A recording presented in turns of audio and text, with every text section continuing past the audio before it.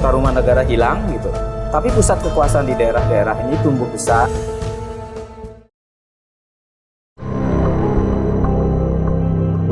Di masa lalu, sebelum wilayah Jawa Barat dikenal sebagai Tatar Sunda, pernah ada sebuah kerajaan yang berkuasa dan berjaya di masanya, yaitu Kerajaan Tarumanegara.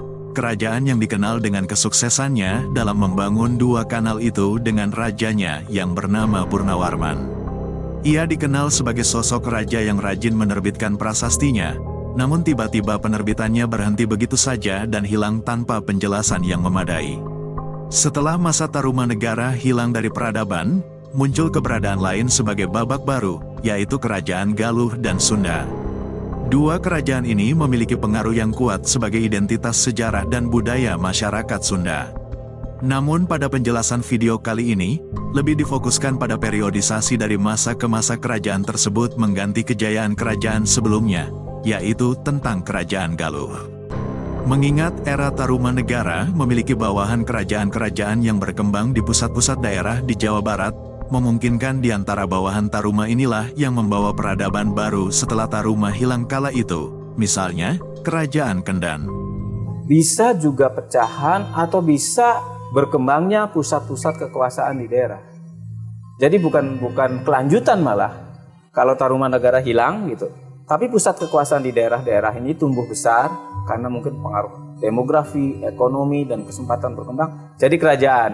Di sebelah sini Galuh, di Ciamis jadi kerajaan. Begitupun di Sunda jadi kerajaan. Apakah ada kaitannya? Carita Parahyangan tidak membicarakan kaitan itu. Dalam kasus ini, menurut catatan naskah Carita Parahyangan, bahwa Sang Resi Guru memiliki seorang putra bernama Raja Putra. Raja Putra pun memiliki dua keturunan, satu anak laki-laki dan satu perempuan, yang bernama Kandiawan dan Kandiawati. Kemudian Kandiawan dinobatkan sebagai penerus Kerajaan Kendan, dengan lokasi kedudukannya di Medang Jati, Sumedang saat ini, dan diberi gelar Raja Resi Dewa Raja, atau juga dikenal dengan sebutan Rahyang Tang Dewa Raja. Dan Raja Resi Kandiawan ini mempunyai 5 orang anak antara lain Mangukuhan, Karungkalah, Katung Maralah, Sandang Reba, dan Ureti Kandayun. Setelah berkuasa selama 15 tahun, ia mengangkat Ureti Kandayun sebagai penerusnya di Medang Jati. Namun Ureti Kandayun lebih memilih pindah ke tempat lain di Galuh atau lebih dikenal Karangkamulyan, Ciamis saat ini, dan mengubah Kerajaan Kendan sebagai identitas baru menjadi Kerajaan Galuh pada abad ke-7 Masehi. Sebetulnya pada Carita Parahyangan tidak menjelaskan angka tahun, tetapi hanya menyebut berapa lama raja tersebut memimpin. Namun di naskah Wangsakerta ditulis lengkap nama beserta tahunnya yang menurut para ahli isinya meragukan. Padahal sekelas Carita Parahyangan yang ditulis lebih dulu ketimbang naskah Wangsakerta, tidak ada penyebutan angka tahun kapan Kerajaan Galuh berdiri beserta tahun berapa raja-raja Galuh memimpin. Sebelum lanjut lebih jauh, kita bedah terlebih dahulu penjelasan sebelumnya mengenai catatan yang tertulis pada naskah Carita Parahyangan yang tersimpan di Perpustakaan Jakarta dengan kode Kropak 406. Dalam kajian sejarah, sumber tertulis ini memang disebutkan bahwa Kerajaan Galuh kuno itu ada. Namun perlu kita kritisi lagi, karena naskah ini ditulis sekitar akhir abad ke-15 Masehi dan awal abad 16 Masehi. Sementara berita tentang Kerajaan Galuh kuno itu cukup lama, sekitar abad ke-7 Masehi dimulai sejak Ureti Kandayun mendirikan Galuh. Kemungkinan selisih 9 abad ini ada kekeliruan tafsir atau penulisan.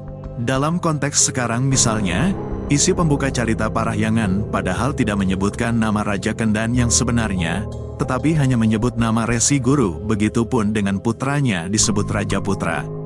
Namun di abad modern ini banyak sumber internet menafsirkan bahwa Resi Kendan itu disebut-sebut sebagai Sang Resi Guru Manikmaya, dan putranya Raja Putra ditafsirkan namanya sebagai Suraliman, bahkan ia tercatat sebagai Panglima Perang Kerajaan Tarumanegara. Padahal Carita Parahyangan tidak menjelaskan kaitannya dengan Kerajaan Tarumanegara. Oleh karena itu, perlu digarisbawahi bahwa Kerajaan Galuh ini memiliki dua periode, antara lain periode pertama Kerajaan Galuh kuno, yang diidentifikasi melalui bukti tertulisnya, dan periode kedua Kerajaan Galuh yang dibuktikan melalui temuan arkeolog, berupa prasasti dan bukti tertulisnya. Pada awal berdirinya Kerajaan Galuh kuno, Pureti Kandayun berkuasa cukup lama sekitar 90 tahun dan ia memiliki 3 orang putra yaitu Sempakwaja, Jantaka, dan Mandi Minyak. Dari ketiga putranya ini, Pureti Kandayun memilih Mandi Minyak sebagai penerus Raja Galuh. Sementara itu Sempakwaja yang merupakan anak pertama, mendedikasikan dirinya sebagai Batara Danghyang Guru di Galunggung. Sedangkan adik keduanya Jantaka, atau Rahyang Tangkidul menjadi Batara Hyang Buyut di Denuh, Tasikmalaya saat ini. Selain itu Sempakwaja memiliki 2 orang putra bernama Demunawan dan Purbasora, hasil pernikahannya dengan Powahaci Rababu. Dengan kecantikan Powahaci Rababu ini Mandi Minyak menyukainya, sehingga dari hubungan gelapnya ia memperoleh seorang putra bernama Sena. Namun banyak pendapat lain bahwa Mandi Minyak memiliki seorang putri bernama Sanaha dari istri sahnya, yaitu Dewi Parwati. Dari kedua anaknya ini Mandi Minyak berinisiatif menikahkan keduanya, antara Sena dengan Sanaha. Yang mana mereka masih saudara sekandung, namun beda ibu. Padahal dalam cerita Parahyangan, tidak disebutkan siapa istri sah Mandi Minyak dan di sana hanya menjelaskan bahwa Sena merupakan penerus kerajaan Galuh, setelah Mandi Minyak berkuasa selama 7 tahun. Bahkan lebih ironisnya, di internet banyak sekali beredar menyebut Dewi Parwati merupakan putri dari Ratu Sima, yang terkenal tegas dan kejam di kerajaan Kalingga, Jawa Tengah saat itu. Justru cerita ini sama sekali tidak ada dalam cerita Parahyangan, tapi banyak sekali pendapat modern yang menambahkan tafsiran baru dalam penulisannya. Mungkin ini terjadi karena Ratu Sima dalam sumber primer terlalu hebat jika diabaikan. Sehingga ada yang ingin mengaitkan sejarah leluhurnya dengan Maharani Ratu Sima, atau hanya sekedar menambahkan tafsiran baru saja. Masalahnya, satu-satunya catatan tentang Ratu Sima hanya ada di dinasti Tang yang disimpan di Tiongkok. Oleh sebab itu karena sumber lokal tidak ada yang mencatat tentang Ratu Sima sehingga sejarahnya pun lenyap, misalnya orang Jawa kuno tidak menyebutnya dalam prasasti maupun karya sastra. Bahkan sastra Jawa baru pun seperti Babat Tanah Jawi, Babat Kediri, dan Pewayangan tidak mengenalnya. Sebetulnya nama Sima baru muncul dalam buku sejarah modern menggunakan bahasa Jawa yang diklaim sebagai Babat Tanah Jawi, karena memang buku itu diberi judul Babat Tanah Jawi dan baru ditulis pada tahun 1925 oleh guru-guru sekolah Belanda. Di mana sebelum buku itu terbit, sejarawan Belanda Willem Pieter Groenewald menerbitkan buku catatan Tiongkok tentang Nusantara pada tahun 1880, dan menjadi rujukan hampir semua sejarawan modern. Karena dari buku Groenewald itulah nama Ratu Sima dikenal dunia. Kembali pada pembahasan sebelumnya, kemudian setelah Sena menjadi Raja Galuh masa pemerintahannya hanya berlangsung selama 7 tahun, karena dikudeta oleh Purbasora. Atas tindakan Purbasora ini Raja Sena pun diasingkan ke lereng Gunung Merapi kini disebut Gunung Ciremai, Kuningan, Jawa Barat. Zaman dulu orang menyebut gunung yang masih aktif dengan sebutan Gunung Merapi, atau berapi dan di tempat itulah Sena memperoleh keturunan yang bernama Rakean Jamri atau Sanjaya. Setelah dewasa Sanjaya sempat menemui pamannya di Denuh atau Tasikmalaya saat ini yaitu Jantaka atau Rahyang Tangkidul untuk meminta petunjuk mengenai ayahnya yang dikudeta sebagai Raja Galuh oleh Purbasora. Rahyang Tangkidul pun memberi petunjuk Sanjaya untuk pergi ke barat agar menemui Tohaan di Sunda.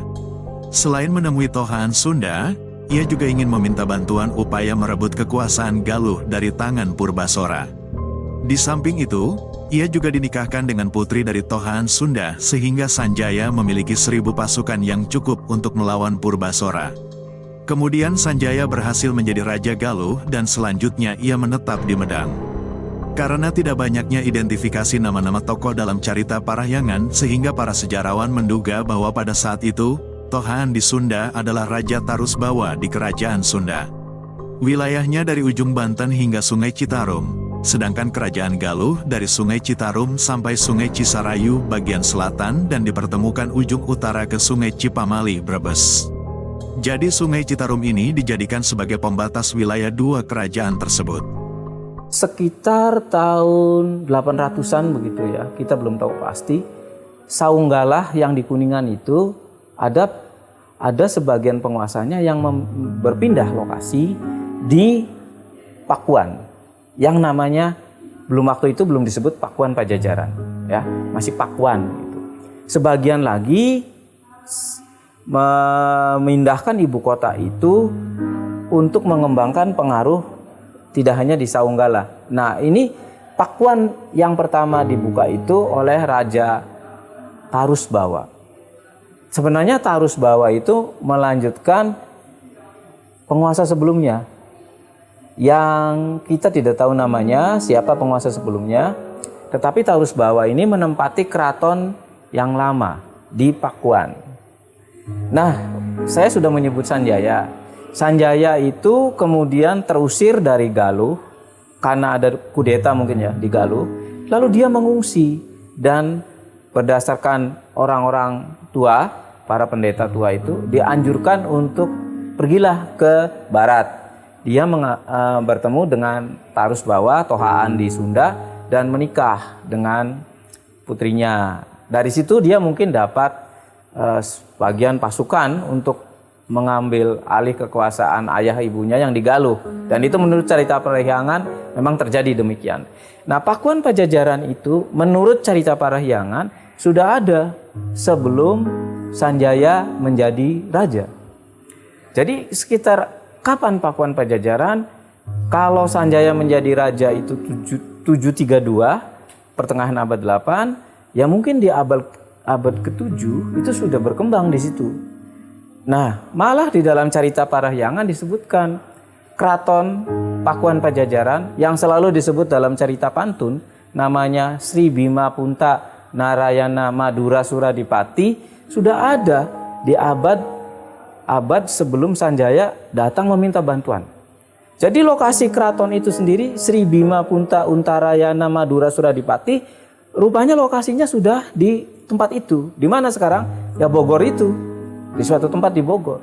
Dan keraton itu tentunya mengalami perbaikan berulang-ulang dan sampai terus bertahan zaman mendekati keruntuhan Pakuan Pajajaran. Dalam kisah para leluhur ditemukan juga sebuah bukti arkeolog berupa prasasti Canggal. Di dalamnya terdapat sebuah nama yang disebut-sebut dengan tokoh yang sama, yaitu Sanjaya. Isi dari prasasti Canggal ini yang menarik adalah dijelaskannya sedikit tentang keluarga Sanjaya, yaitu bahwa ia merupakan putra dari Sannaha, orang yang disebut belakangan itu tentunya ibunya, yang dikatakan bersaudara dengan Raja Sana. Menurut Sartono Kartodirjo dalam bukunya yang berjudul Sejarah Nasional Indonesia, Jilid 2, dari persamaan dan kemiripan nama di antara kedua sumber dan pemberitaan itu lalu muncullah pendapat yang menghubungkan bahwa nama Sanjaya dalam cerita Parahyangan yang disebut-sebut sebagai Raja Galuh adalah tokoh yang sama dalam prasasti Canggal.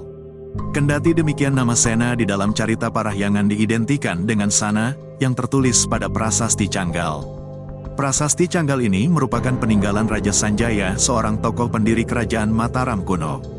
Prasasti ini terdapat sebuah angka tahun yang dituliskan dalam bentuk candra sangkala, yang berbunyi Ceruti Indriya Rasa atau 654 Saka, sama dengan 732 Masehi.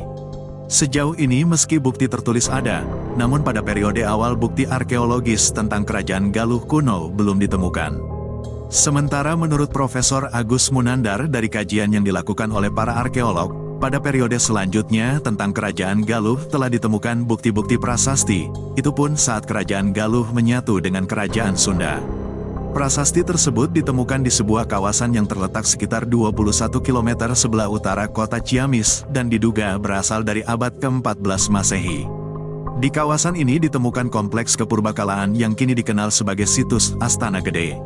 Dalam kompleks seluas sekitar 5 hektar ini, terdapat 6 prasasti batu yang dinamakan Prasasti Kawali 1-6. Prasasti-prasasti ini ditulis menggunakan aksara dan bahasa Sunda kuno. 3 prasasti ditulis dalam bentuk kalimat-kalimat yang panjang, sementara 3 prasasti lain hanya menyebutkan kata-kata ringkas. Dari ke-6 prasasti ini dapat diperoleh informasi tentang seorang raja, yang tercatat sebagai Prabu Raja Wastu yang berkedudukan di Kawali, dengan keratonnya yang disebut Surawisesa.